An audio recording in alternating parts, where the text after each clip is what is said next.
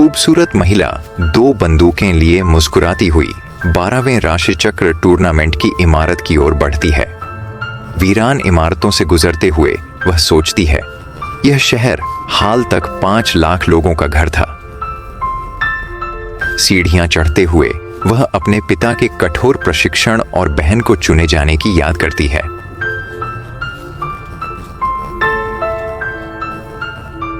पहले तो वह शांत रही, लेकिन उसके मन में एक चालाक योजना थी। उसने बहन की मारने की लत का फायदा उठाया और उसे योग्य बोअर योद्धा बनने के लिए उकसाया। कठोर प्रशिक्षण से टूटकर बहन ने आत्महत्या कर ली और वह बोअर प्रतिनिधि बन गई। वह गर्व से कमरे में प्रवेश करती है और खुद को बोअर के रूप में पेश करती है। वह कमरे में खतरों की तलाश करती है। उसे एक मृत योद्धा और खूनी तलवार वाला दूसरा योद्धा दिखता है जो हत्या से इनकार करता है। फिर भी वह इस सब को नजरअंदाज करती है क्योंकि उसका ध्यान सिर्फ टूर्नामेंट शुरू करने पर है। रेफरी डुडुकुपिल 12वें राशि टूर्नामेंट में स्वागत करता है और सबको कप से एक रत्न निगलने को कहता है। निगलने के बाद ही उन्हें बताया जाता है कि रत्न में धीमा जहर है।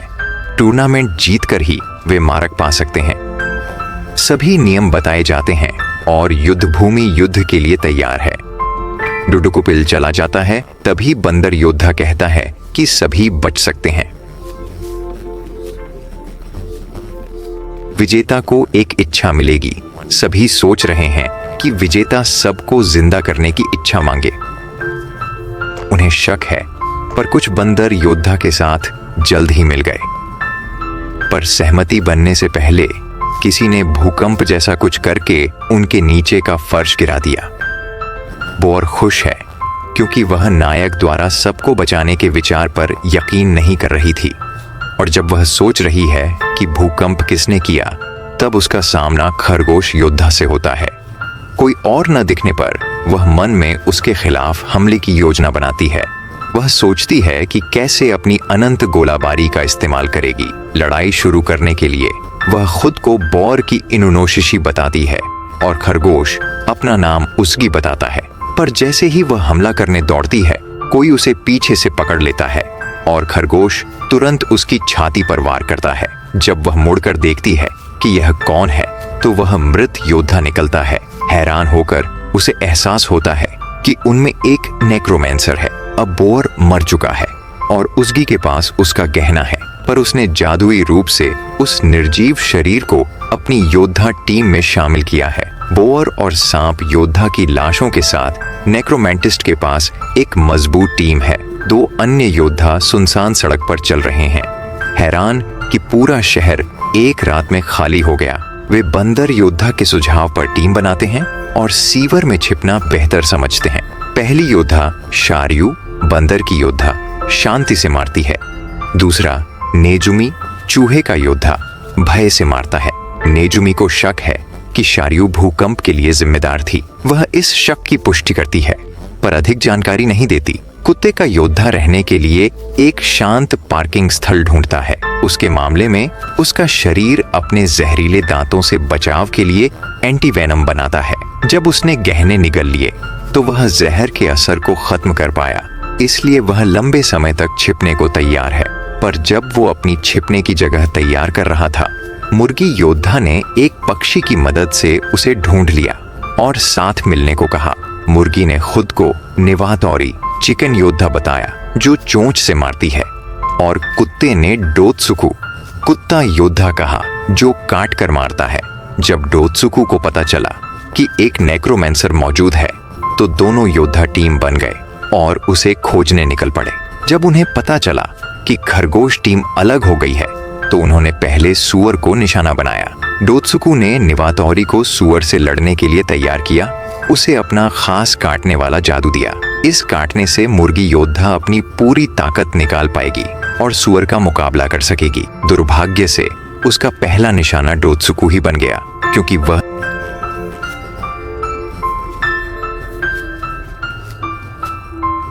उसके सिर को दीवार पर चोंच मारती है। निवाटोरी चिकन योद्धा बचपन में याददाश्त खो चुकी थी, पर उसे यकीन था कि उसके माता पिता और कई अन्य लोगों की मौत में उसका हाथ था। अस्पताल की निगरानी में उसकी पक्षी क्षमताएं सामने आईं। उसे गोद लिया गया और योद्धा के रूप में प्रशिक्षित किया गया। अब वह इन्हीं कौशलों का उपयोग सुअर योद्धा अपने अगले लक्ष्य पर करना चाहती है। वह डोत्सुकु से मिले एक व्यक्ति सेना बूस्ट से खुश है, पर सुअर पर हमले के लिए वह पक्षियों को बुलाती है। निवाटोरी के पास पक्षियों को नियंत्रित करने का विशेष कौशल है। पक्षी सुअर योद्धा पर हमला करते हैं, उसका मांस खाते हैं, जबकि वह अपनी गैर पुनः लोड क्षमता का उपयोग करने की कोशिश करती है। वह जल्द ही हार जाती है। जब निवाटोरी स्नैक्स लेने स्टोर जाती है, वहां उसकी मुलाकात नेजुमी से होती है, जो सीवर छिपने की जगह के लिए खाना लेने आया था। वह उससे मिलकर खुश लगता है और उसे छिपने की जगह ले जाने की पेशकश करता है, क्योंकि वह शुरू में बंदर के साथ गठबंधन करने को तैयार थी। सीवर कैंप पहुंचते ही शार्यू निवाटोरी का स्वागत करती है और उसे टीम में शामिल करने को उत्सुक है, पर निवाटोरी को भरोसा नहीं और वो ठहरने से इनकार कर देती है। दरअसल उसे शार्यू को मारने का ख्याल आया, पर अचानक मन बदल गया, जो उसके लिए असामान्य है। सीवर छोड़ते वक्त वो सोचती है कि शार्यू की हमदर्दी उसे क्यों प्रभावित कर रही है। तुरंत उसे याद आता है कि एक व्यक्ति सेना का जहर सिर्फ ताकत ही नहीं, हर इंद्रिय को तेज करता है। उसका चिंतन जल्द ही टूटता है जब वो अचानक एक और योद्धा बैल से टकराती है। ओशी खून से सना है, शायद किसी और योद्धा को मारकर, और अब वो और मारने को तैयार लगता है। वो निवाटोरी से पूछता है कि क्या उसे किसी और योद्धा का पता है, पर उसका जवाब उसकी चालाकी को उजागर करता है। पल भर को वो सोचती है कि वो ओशी का मुकाबला कर सकती है, पर इससे पहले कि वो कुछ करे, वो उसके सिर पर वार करता है। जैसे ही वह गिरती है, वो उसके पेट को काटता है और उसका मूल्यवान गहना ले लेता है। बिना तलवार के बंदर योद्धा शारू पहाड़ पर अपने 3 गुरुओं के सामने एक चट्टान को आसानी से काट देती है। उसके गुरु उसकी किसी भी पदार्थ को बदलने की कला की प्रशंसा करते हैं। इस कुशलता के साथ उसका प्रशिक्षण पूरा हुआ और वह अपनी शक्ति का उपयोग करने के लिए स्वतंत्र है। गुरुओं के आश्चर्य से वह अपनी शक्तियों का उपयोग दुनिया में शांति लाने के लिए करने का फैसला करती है। इस प्रकार शांतिवादी के रूप में उसकी यात्रा शुरू होती है। नेजुमी छिपे हुए स्थान में लेटकर शारू से निवाटोरी के बारे में बात करता है। वह कहता है कि निवाटोरी शायद मर चुकी है, और अगर ऐसा है तो शारू का इसमें हाथ हो सकता है। उसे लगता है कि बंदर योद्धा लोगों को सुधार सकती है, जैसा उसने निवाटोरी के साथ किया। निवाटोरी पहले से ही डरपोक योद्धा था और शरयू से बातचीत ने उसे और कमजोर बना दिया, जो टूर्नामेंट में जीवित रहने के लिए अनुपयुक्त था। फिर वह उससे कहता है कि उसे सुधारने की कोशिश न करे। वे उस विषय पर बात समाप्त करते हैं और शरयू याद करती है कि उसने 300 से अधिक अंतरराष्ट्रीय और 200 गृह युद्धों में शांति लाने में मदद की। 2 युद्धरत देशों के बीच शांति का उसका हालिया प्रयास तब तक सफल रहा जब तक युद्ध विराम दोनों के लिए हानिकारक साबित नहीं हुआ। नेजुमी कहती है, उसने इतने लोगों को बचाया है कि दुर्भाग्य से इस प्रक्रिया में कई गलत लोग भी बच गए होंगे। वह इस विचार को खारिज करती है। वह जानती है कि उसे असफलताएं मिली हैं, पर वह दुनिया में सबके साथ मिलने जुलने की राह पर है। जैसे ही वह सोच में डूबी रहती है, उसे सुरंग में एक अजीब सी आवाज सुनाई देती है। घबराकर वह नेजुमी को जगाती है और भागने की तैयारी करती है। जैसे ही वे भागते हैं, उड़ती हुई लाशों का झुंड उनका पीछा करता है। वे सीवर से बाहर निकलने का रास्ता ढूंढ लेते हैं, पर सतह पर आते ही मृत सांप योद्धा उस पर हमला करता है। सौभाग्य से वह फुर्तीली होने के कारण बच जाती है और उसे एहसास होता है कि वह अकेला नहीं है। नेजुमी भी सतह पर आता है और वे नेक्रोमैंसर और उसके मृत योद्धा का सामना करते हैं। शार्यू तेजी से स्थिति का आकलन करती है और नेजुमी को मृत योद्धा से लड़ने को कहती है, जबकि वह खरगोश योद्धा से लड़ेगी। हैरान होकर नेजुमी पूछता है कि क्या वह सच में लड़ेगी, क्योंकि वह तो शांति की पक्षधर है। पर जैसा कि उसका नाम बताता है, शार्यू बंदर योद्धा, शांतिपूर्वक मारने वाली, वह प्रतिरोध के लिए तैयार है। टूर्नामेंट रेफरी दुदुकुपाल कुछ अनजान लोगों के सामने प्रकट होता है, जिन्हें वह वीआईपी कहता है। वे सब टूर्नामेंट के आंकड़े और हर खिलाड़ी के प्रदर्शन की समीक्षा करते हैं। उनके अनुमान के अनुसार संभावित अंतिम 3 योद्धा बैल, बंदर और खरगोश हैं। हालांकि रेफरी सुझाव देता है कि वे अब आधिकारिक तौर पर अपने जीवन पर दांव लगाना शुरू करें। पसंदीदा उम्मीदवार तभी जब बाकी खिलाड़ी 6 रह जाए। भेड़, जिसने युवावस्था में टूर्नामेंट जीता था, कमरे में छिपकर अगली चाल सोचता है। वीआईपी की तरह उसके हिसाब से टॉप 3 योद्धा बैल, खरगोश और बंदर हैं, इसीलिए वह उनसे बचना चाहता है। बूढ़ा होने के नाते वह सबसे कमजोर का सामना करने या अप्रासंगिक योद्धाओं से टीम बनाने से बचना चाहता है ताकि मजबूत दिखे। इसलिए वह मध्यम योद्धाओं, सुअर, कुत्ते और घोड़े पर ध्यान केंद्रित करता है। शारद्यु और नेजुमी अभी भी खरगोश और मृत सांप का सामना कर रहे हैं। सांप भाग जाता है, नेजुमी पीछा करता है, जबकि शारद्यु उसगी से भिड़ती है। शारद्यु उसे समझाने की कोशिश करती है कि शांति संधि क्यों फायदेमंद होगी। वह रुकता है, वह सोचती है, वह सुनेगा, पर नहीं, वह मृत पक्षियों को बंदर पर हमला करने बुलाता है। भेड़ योद्धा अभी भी सोच रहा है किस पर हमला करे, क्योंकि उसे याद आता है कि कैसे वह पिछले टूर्नामेंट का एक बार विजेता था, पर अब वह बूढ़ा हो गया है और उतना तेज और मजबूत नहीं रहा जितना पहले था। उसे अब अधिक चालाक बनना होगा। उसने गहना नहीं निगला तो छिपने और योजना बनाने का वक्त है, पर इससे पहले कि वह कोई ठोस प्लान बना पाए, बैल योद्धा उसके कमरे में आ पहुंचा। बाल बाल बचकर भेड़ ने सोचा कि वह अन्य योद्धाओं से वादा करेगा कि उनके पेट से जहर निकालने में मदद करेगा, बदले में उनकी साझेदारी के लिए। उसके पहले निशाने हैं सुअर, कुत्ता और घोड़ा। नेजुमी और सांप योद्धा अभी भी एक दूसरे का पीछा कर रहे हैं। नेजुमी सोचता है कि बिना सिर की लाश कैसे उसे महसूस कर सकती है, पर जल्द ही उसे एहसास होता है कि सांप कंपन से हलचल महसूस कर सकता है। यह एक ऐसा कौशल है जिसने अब तक उसकी मदद की है। शार्यू अभी भी झोंबी पक्षियों से लड़ रहा है और खरगोश योद्धा हमला करने के लिए दौड़ पड़ता है। इस बीच भेड़ योद्धा अपने पहले लक्ष्य की तलाश में आगे बढ़ता है। चुपचाप प्रार्थना करता है कि कमजोर योद्धाओं से न मिले। दुर्भाग्य से उसे पहला योद्धा मिलता है जो उसकी सूची में सबसे कमजोर है, बाघ। हमला करने के बजाय वह उसे अनदेखा करना चाहता है, पर जैसे ही वह सोचता है, बाघ उसे भांप लेती है और पुकारती है। बाघ योद्धा जोर देती है कि भेड़ छिपने की जगह से बाहर आए और वह अनिच्छा से नशे में धुत बाघ का सामना करता है। बाघ बुरी तरह नशे में है, लगभग बेसुध, और भेड़ योद्धा को साफ नहीं देख पा रही, जिससे वह और गुस्सा हो जाता है। इधर घोड़े का योद्धा उमा ने लड़ाई में सारी उम्मीद खो दी है, क्योंकि वह बैल के सामने टिक नहीं पाया। वह युद्ध खत्म होने तक छिपे रहने के लिए खुद को एक तिजोरी में बंद कर लेता है। खरगोश अभी भी बंदर पर हमला कर रहा है, जब तक कि अचानक वह दूर जाना शुरू नहीं करता। वह इस बार उसे नजर से नहीं खोना चाहती, इसलिए उसका पीछा करती है। रास्ते में लड़ते हुए उसे लगता है कि वह कोई महान योद्धा नहीं और वह उसे आसानी से हरा सकती है, पर अगला कदम उठाने से पहले ही वह उसे एक ऐसी तकनीक से मार देता है जिसकी उम्मीद उसने कभी नहीं की थी। गिरने से पहले वह पास के पेड़ पर सांप का सिर देखती है, जो बताता है कि वह पीछे से कैसे देख पाया। भेड़ योद्धा बाघ की टाल मटोल से तंग आकर उसे खत्म करने के लिए अपना बम निकालने को तैयार होता है, पर पहले वह खुद को इत्सुजी, भेड़ योद्धा बताता है, जो धोखे से मारता है। द्वंद्व शुरू करने के लिए बाघ अपना नाम तोरा बताता है, जो नशे में गुस्से से मारता है। नशे में गुस्सा सुनते ही वह पूरी ताकत से झपटती है और उसके पेट को चीर देती है। दरअसल उसकी नशे की हालत उसकी शक्तियों का हिस्सा है।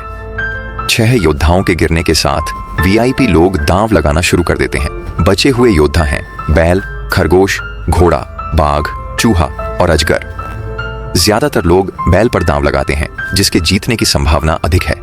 घोड़ा अभी भी तिजोरी में अपने छोटे किले में छिपा हुआ है।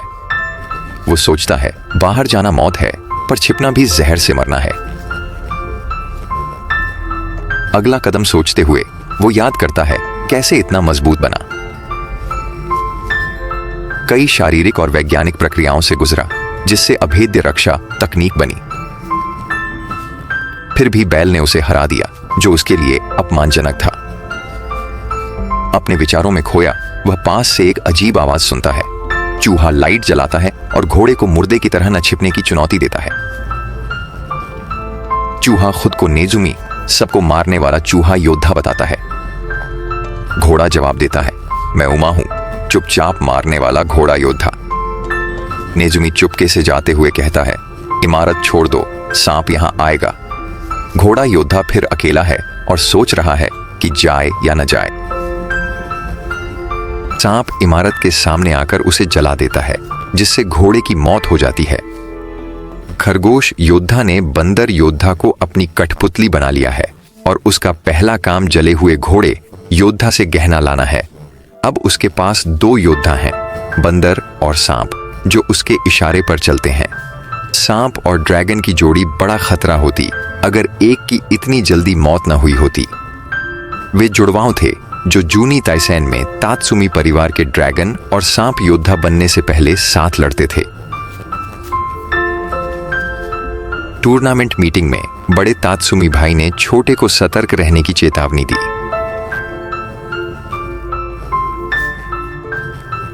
वह अपने अहंकार में डूबा रहता था और दुर्भाग्य से यह रवैया उसके काम न आया, क्योंकि प्रतियोगिता शुरू होने से पहले ही वह मर गया। बाघिन मृत भेड़ योद्धा को छोड़ नशे में धुत होकर और शराब की तलाश में आगे बढ़ती है। सड़क पर चलते हुए वह एक बिना सिर वाले सांप योद्धा से टकराती है। नशे में धुत होने के कारण वह इस अजीब स्थिति पर ज्यादा ध्यान नहीं देती। सांप योद्धा उस पर फ्लेम थ्रोवर से हमला करता है, जिसे वह चतुराई से बचा लेती है। जब वह इधर उधर कूदने से थक जाती है तो वह उसका आग फेंकने वाला हाथ काट देती है। एक हाथ और सिर के बिना भी सांप योद्धा लड़ने को तैयार है, पर बाघिन रुचि नहीं लेती। जैसे ही वह जाने लगती है, बैल योद्धा आता है और अपना परिचय देता है। उशी, बैल योद्धा, व्यवस्थित रूप से मारता है और सांप का दूसरा हाथ भी काट देता है। बाघिन बैल से द्वंद्व युद्ध के लिए मुड़ जाती है। हालांकि वो सांप की लाश खाने में ज्यादा रुचि रखता है उससे लड़ने से, पर उसे लगता है कि वो उससे नाराज है और उसे पहले उससे निपटना होगा। बातचीत के दौरान सांप अपनी छुपी शक्ति से कटे हाथों को बैल और बाघ का गला दबाने के लिए भेजता है। हैरान बैल योद्धा को लगता है कि यह उसका अंत है, क्योंकि पकड़ मजबूत है और वह छूट नहीं सकता। कोई चारा न देख वह संघर्षरत बाघ से भी मदद मांगता है। बाघ बेबस होकर गला घुटते हुए थूक और पिया हुआ फ्लेम थ्रोवर ईंधन उगल रहा है। बैल जानता है कैसे पकड़ को कमजोर करना है। अगर वे बच जाएं तो बाघ उसकी शर्त मानेगी। वह तलवार फेंकता है। चिंगारी से बाघ की लार जल उठती है और उसका चेहरा आग में लपट उठता है। ऊपर ड्रैगन योद्धा मुस्कुराता है, मृत्यु में भी अपने भाई की कुशलता देखकर।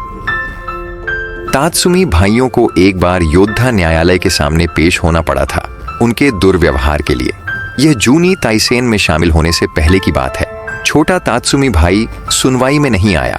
बड़े भाई को उन दोनों का बचाव करना पड़ा। अभियोजक चाहता था कि तात्सुमी भाइयों के व्यवहार की निंदा की जाए। युद्ध क्षेत्र में ड्रैगन योद्धा देखता है कि उसका भाई बैल और बाघ का गला घोंट रहा है। वह भाई की तारीफ करता है कि उसने घोड़े को भूना और अब 2 मजबूत योद्धाओं से लड़ रहा है। उसे याद आता है कि वे दोनों चोरी करने और लोगों को मारने के लिए एक हो गए थे। न्यायालय में अभियोजक ने उन्हें हत्यारा कहा और उनके साथ वैसा ही व्यवहार करने को कहा। अभियोजक ने उनके कई अपराध गिनाए, पर आखिरी पर जोर दिया जहां 2 ग्राहकों ने उन्हें अलग अलग काम पर रखा था।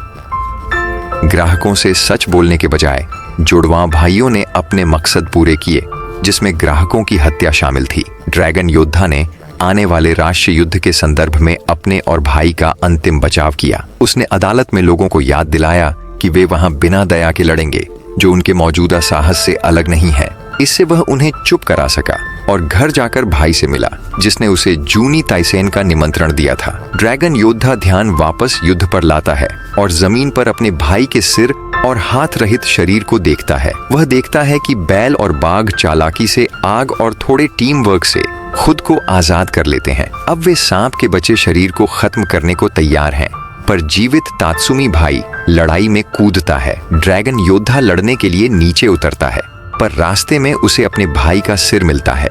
उसे पता नहीं था कि कठपुतली बंदर योद्धा ने उसे देखा और उस पर भाई का सिर फेंक दिया। जैसे ही वह अपने भाई का कटा सिर पकड़े होने की सच्चाई से जूझ रहा था, खरगोश योद्धा हवा में उससे जुड़ता है और उसे 2 टुकड़ों में काट देता है।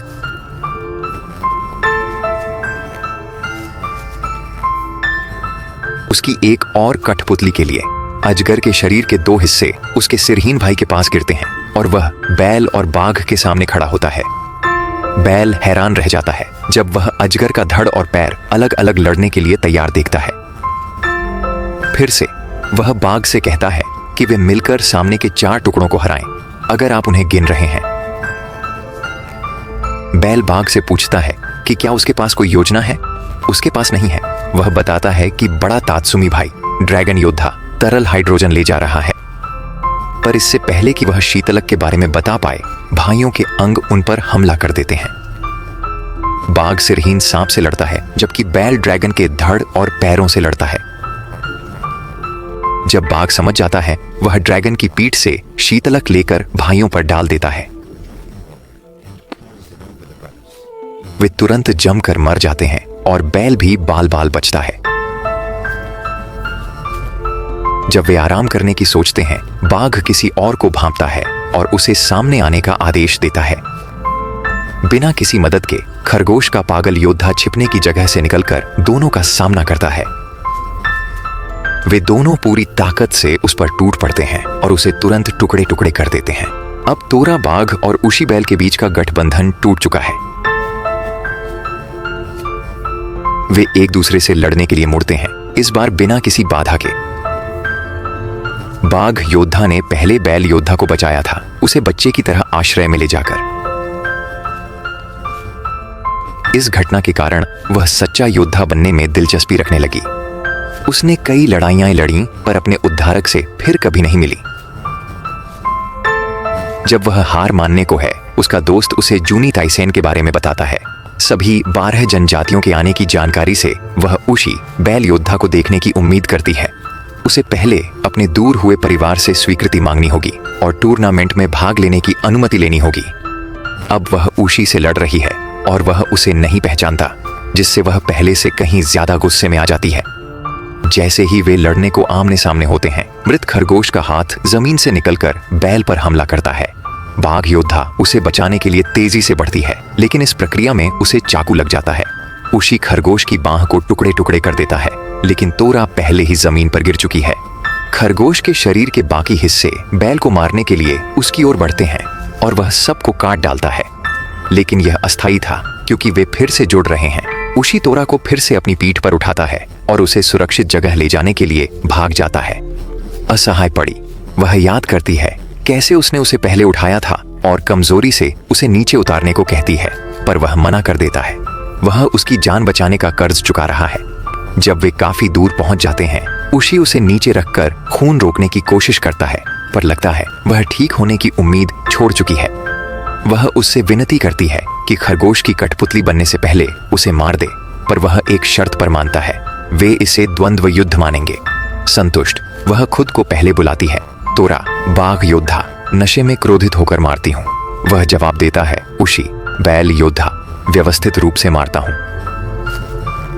उशी दयनीय रूप से मृत बाघ के ऊपर खड़ा है। उसने पहले भी बहुतों को मारा है, पर इस बार उसकी भावनाएं उमड़ रही हैं। वह सोचता है कि यह इसलिए है क्योंकि वह एक मासूम लड़की जैसी लगती है जिसे उसने कभी युद्ध भूमि में देखा था। वह इन विचारों को दूर करके उसके योद्धा होने का सम्मान करता है। खरगोश के आने का इंतजार करते हुए वह सोचता है कि लाश बनकर जीतने से खरगोश को क्या मिलेगा। फिर वह निष्कर्ष निकालता है कि यही खरगोश का दूसरों पर फायदा हो सकता है। सभी ने दिखाया है कि वे शुरू से ही नियमों का फायदा उठा सकते हैं, पर उसके पास नियमों को अक्षरशः पालन करने के अलावा कोई योजना नहीं थी। वह लाश को पूरी तरह खत्म करने के लिए आग ढूंढता है, क्योंकि यही एकमात्र तरीका लगता है शरीर के अंगों को फिर से जुड़ने से रोकने का। खोजते समय खरगोश आ जाता है और वे आमने सामने भिड़ जाते हैं। जब बैल खरगोश को काट देता है, वह ढीला पड़ जाता है और नहीं देखता कि बंदर योद्धा क्षत विक्षत खरगोश जॉम्बी से बाहर निकल आता है। बंदर योद्धा बैल को जकड़ लेता है, उसे हिलने से रोकता है, जबकि खरगोश खुद को फिर से जोड़ लेता है। उस पल उशी जानता है कि वह लाचार है और खुद को मारकर ही खरगोश का जॉम्बी बनने से बच सकता है। वह ऐसा करने की कोशिश करता है, पर वह उसे रोक देती है, जिससे वह और भी असहाय हो जाता है। नेजुमी, चूहा योद्धा, मौके पर पहुंचता है, ठीक समय पर भेड़ योद्धा से मिले टाइम बम का इस्तेमाल करने के लिए। वह एक पल हिचकिचाता है, शायद क्षण का सम्मान करने के लिए बम रखता है और चला जाता है टूर्नामेंट का विजेता बनकर। डुडुकुबो नेजुमी को जीत पर बधाई देता है और उससे साक्षात्कार मांगता है। नेजुमी साक्षात्कार टालने के 100 तरीके सोचता है, पर सभी के भयानक परिणाम हैं और 40 में वह मर जाता है। वह स्वीकार करता है और उसे अपनी रणनीति बताने को कहा जाता है। वह बताता है कि उसे किसी काम के 100 तरीके सोचने और अनुभव करने की क्षमता है। अंततः उसे एक ही रास्ता मिला जिससे वह जीवित रह सका और टूर्नामेंट जीत सका, वो भी शार्यू के साथ टीम बनाने के बाद। हैरान होकर डुडुकुबो उसके प्रयासों की तारीफ करता है और उसे आराम करने घर जाने देता है और विजेता की एक इच्छा सोचने को कहता है। नेजुमी स्कूल लौटता है, सोचते हुए कि पुरस्कार में क्या इच्छा मांगे। कक्षा में प्रवेश करते ही वह अपने कष्टप्रद सहपाठियों से मिलता है जो उसकी मौजूदगी भी नहीं सह सकते। उसने सोचा सबको मारने की इच्छा मांगे, पर जूनी ताइसेन की मेहनत याद कर पुनर्विचार किया। एक सहपाठी पूछता है क्यों वो ज्यादातर सोता रहता है, जैसे उसका कोई लक्ष्य ही ना हो। वह एक पल सोचता है कि उसकी स्कर्ट उठे, पर तुरंत इस विचार को खारिज कर देता है। वह उससे पूछता है कि अगर एक इच्छा मिले तो वह क्या मांगेगी। आश्चर्यजनक रूप से वह कहती है कि वह चाहती है कि दुनिया में सब खुश हों। यह अच्छा लगता है, पर फिर याद आता है कि खरगोश योद्धा की खुशी यानी सबको मारना। घर जाते हुए वह शांतिवादी को वापस लाने के बारे में सोचता है। वह दुनिया में बड़ा बदलाव ला सकती है, फिर तुरंत अपना मन बदलता है क्योंकि यह अन्य योद्धाओं के लिए अनुचित होगा। इसलिए वह सभी योद्धाओं को वापस लाने का फैसला करता है।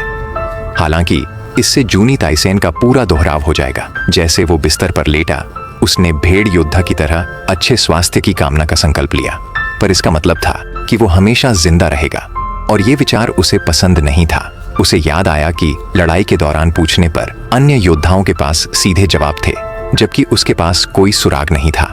बाघ योद्धा ही एकमात्र थी जिसकी इच्छा पूरी हुई, बैल योद्धा द्वारा उसे समकक्ष मानने की। जब उसने बैल योद्धा से उसकी इच्छा पूछी तो उसने सवाल लौटाया और कहा कि वो अपना उद्देश्य और लड़ने का कारण बताए। अपनी इच्छा पर सोचते हुए वो 99 और इच्छाओं की एक इच्छा मांगने के बारे में सोचने लगा। फिर भी जब डूडलकुपल इच्छा पूछने आया, नेजुमी ने गुस्से में कहा कि वो इच्छा चुनने का फैसला भूल जाना चाहता है। अगले दिन वो खुद से संतुष्ट और शांत होकर स्कूल लौटा।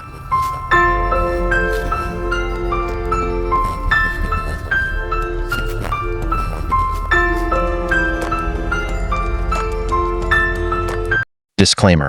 We use video clips/footage in this video to help explain our voiceover in a way that is easy for everyone to understand.